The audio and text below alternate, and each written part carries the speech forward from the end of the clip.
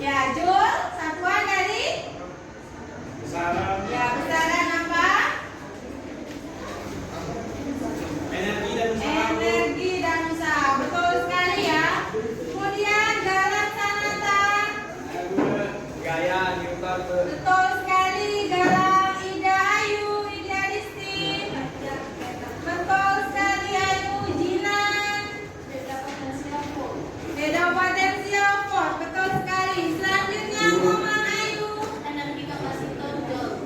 Energi kapasitor Joule. Ya, betul ya. Kemudian lalu Muhammad nanti memimpin teman-temannya untuk berdoa dulu supaya kita bisa mendapatkan keberkahan dalam kegiatan kita pada pagi hari ini. Silakan ketua kelas. Semuanya sebelum kita memulai pelajaran, malah berdoa beragama dan keyakinan masing-masing. Berdoa dimulai.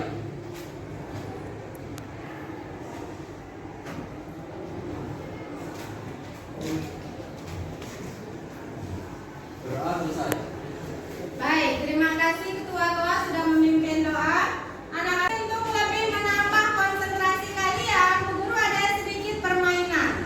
Permainannya seperti apa? Kalian perhatikan. Ketika Bu Guru mengangkat tangan tinggi, kalian tepuk tangannya keras.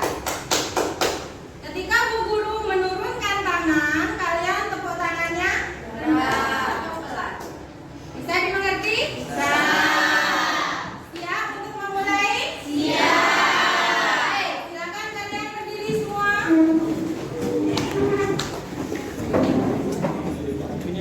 Kalian menjadi dua kelompok, kelompok kanan dan kelompok kiri. Kelompok kanan perhatikan gerakan tangan kanan Bu Guru, kelompok kiri perhatikan gerakan tangan kiri Bu Guru.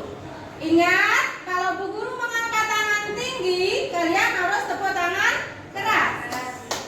Kalau rendah, kalian tepuk tangannya rendah, ya. Nah, kalau ada yang tidak sesuai berarti dia belum konsentrasi. Baik, Bu Guru mulai.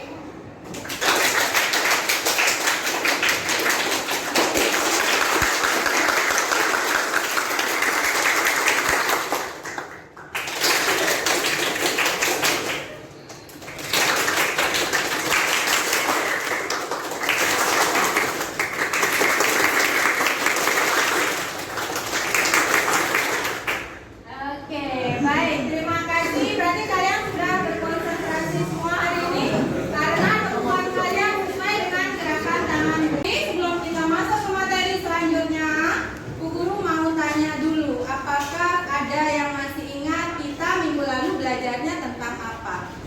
Ada yang masih ingat? Silahkan, Komang.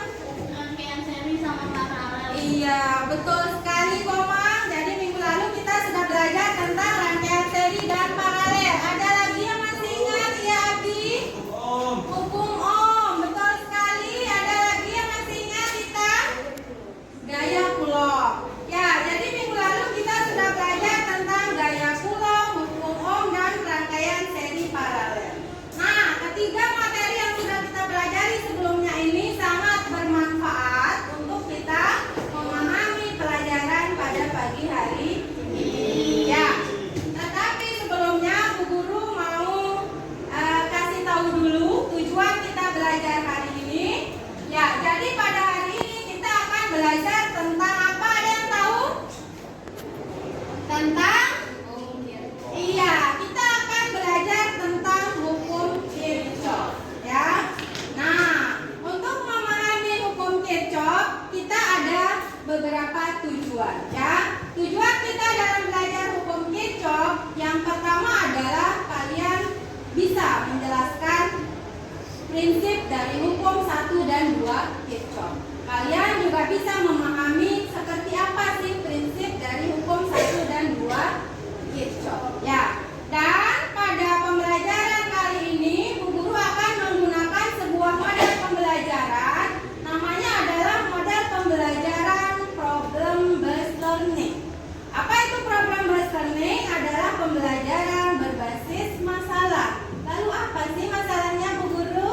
Baik, kita akan lihat. Bu, Ibu pasti sangat lelah sudah bekerja seharian. Iya nak, padahal hampir setiap hari ibu mencuci.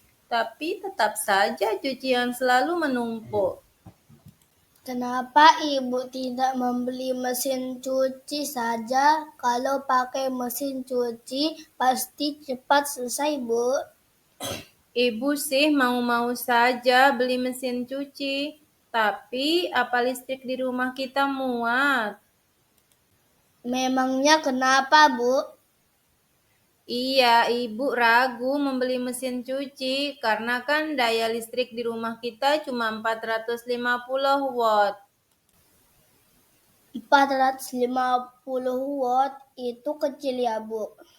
Tergantung seberapa banyak peralatan listrik yang kita punya. Kamu tahu sendiri, di rumah kita ada kulkas, kipas angin, setrika, magicom. Kalau semua peralatan itu menyala bersama-sama, bisa-bisa listrik di rumah kita jeglek.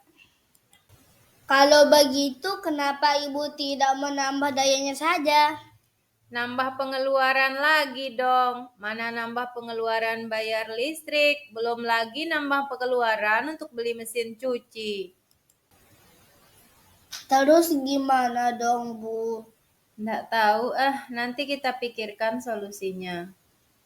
Jadi pada video ini seorang ibu yang bingung bagaimana mengatasi masalahnya di rumah, ya. Dia bingung menghadapi tumpukan cucian yang setiap hari di rumahnya, ya. Dia mau membeli mesin cuci tapi dilema karena apa?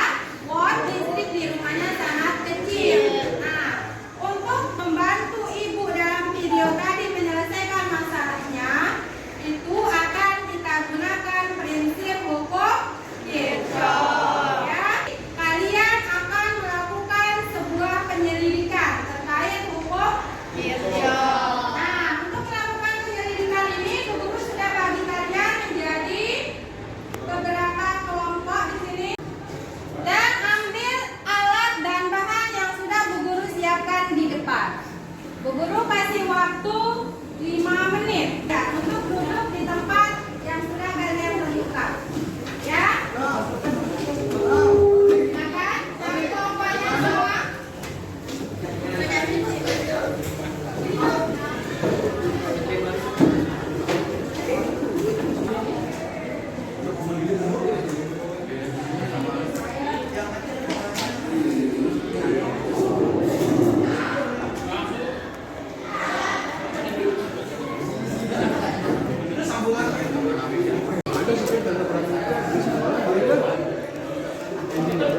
Koreknya udah diambil teman-temannya. Siapa yang bawa korek? Ibu di mana ibu?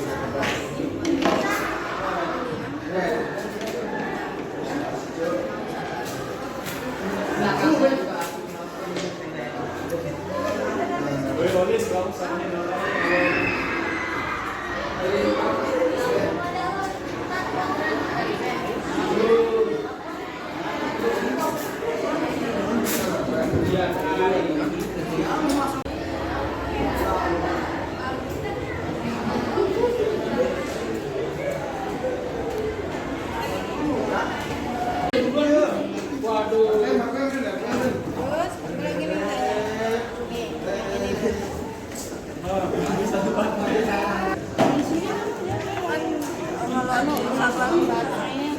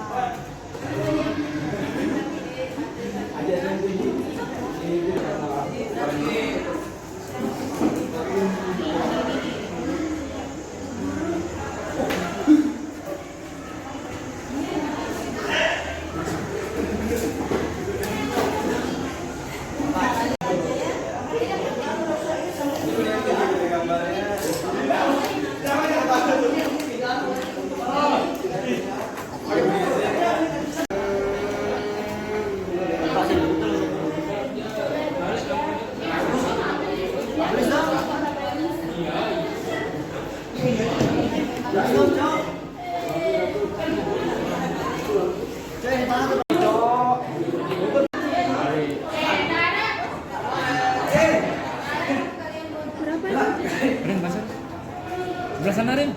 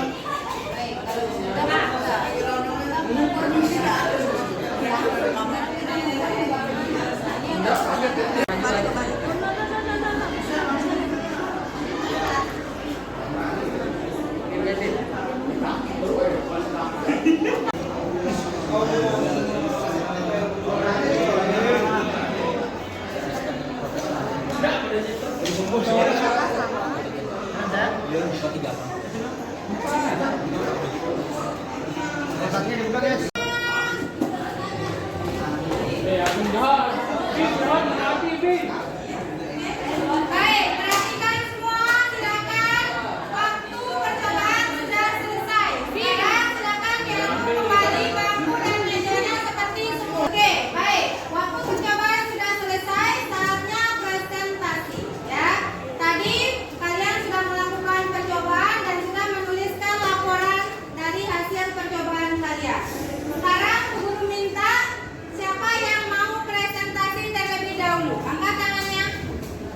Ya, silakan maju kelompok berapa? Baik, silakan maju semua anggota kelompok 1.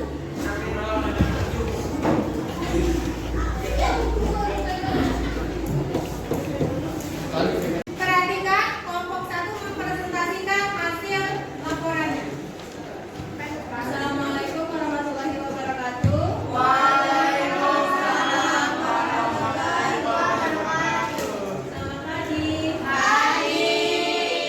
Kami dari kelompok 1, anggotanya ada saya, Junaid Rawasi, ada Francis Surya, lalu Muhammad Labib, Galang Sanata Dharma, dan Muhammad Aulia. Di sini kita akan mempresentasikan hasil praktikum kami. Jadi kesimpulannya adalah berdasarkan data yang kami peroleh dari percobaan yang kami simpulkan bahwa yang pertama saat saklar 1 dibuka dan saklar 2 ditutup arus hanya melewati loop 1, sedangkan pada loop 2 tidak ada arus yang terukur besarnya arus yang melewati resistor 1 sama dengan besarnya arus yang melewati resistor 2. Pada saat ini kami juga mengukur tegangan dari baterai 1, tercatat tegangannya sebesar 3. Lalu saat melewati resistor 1 terjadi penurunan tegangan sebesar 0. Pada saat melewati resistor 2 juga terjadi penurunan tegangan sebesar 1,4. Jika penurunan tegangan pada resistor 1 dan 2 dijumlahkan, maka kami mendapati besarnya sama dengan tegangan yang terukur pada baterai. Sehingga kami bisa menyimpulkan bahwa kenaikan tegangan dikurangi penurunan tegangan akan sama dengan 0. Kedua, saat saklar 1 dibuka dan saklar 2 ditutup arus hanya melewati loop 2, sedangkan pada loop 1 tidak ada arus yang terukur. Besar tegangan baterai pada berdua juga sama dengan jumlah penurunan tegangan saat arus melewati resistor 2 dan 3, sehingga jumlah tegangan pada berdua juga sama dengan 0. 3. Ketiga, saat sebelah 1 dan sebelah 2 dibentuk, arus melewati lob 1 dan lob 2. Arus yang paling besar terjadi pada resistor 3. Dari data yang kami peroleh saat mengukur arus pada masing-masing resistor, diukur bahwa besar arus yang melewati resistor 3 ternyata sama dengan jumlah pada resistor 1 dan 2.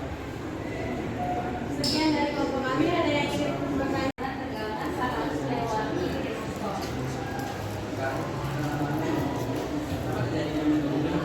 Karena saat melewati resistor, elektron, sebagian energi elektron akan diambil oleh resistor. Itulah kenapa jadinya penurunan tegangan. Ya, ada lagi ingin bertanya? Apakah nilai resistor berpengaruh terhadap besarnya arus yang mengalir? Ya, bisa juga. Apakah nilai resistor berpengaruh terhadap besarnya arus yang mengalir? Ya, tentu saja. Kenapa? Karena sebagaimana yang sudah kita pelajari dalam hukum Ohm, bahwa arus sebanding dengan tegangan akan berkembang makin berbalik dengan hambatan. Jadi makin besar hambatan maka arus makin kecil. Sebaliknya makin kecil hambatan arus maka makin besar. Sudah bisa didapat.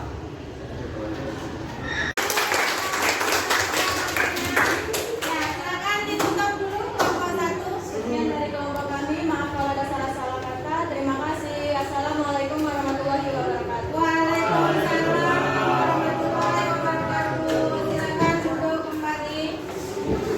Bapak Desta, Ibu Muhajir.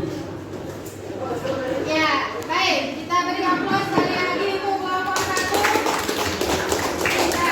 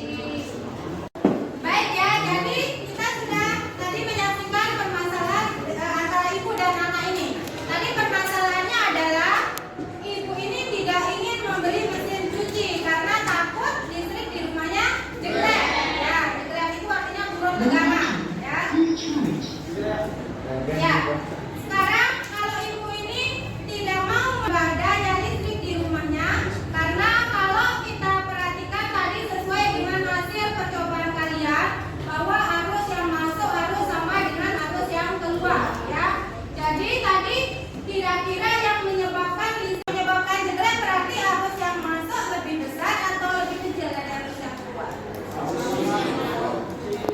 Arus yang keluar lebih besar, ya, betul ya. Jadi arus yang digunakan di rumahnya ternyata jauh lebih besar dari arus yang keluar dari PLN, ya. Nah, kalau begitu kalau kita lihat permasalahan ibu ini, tadi anaknya menyarankan beli mesin cuci, dia nggak mau, takut listriknya jelek, ya. Disarankan sama anaknya pasang tambah daya, nggak mau juga karena takut pengeluarannya nambah. Menurut kalian solusi yang tepat bagaimana? Coba. Ya, Abi silakan. Beli mesin cuci berdaya rendah. Iya, betul sekali ya. Jadi untuk memecahkan permasalahan ibu ini, tadi ibu ini bisa memilih mesin cuci yang dayanya rendah.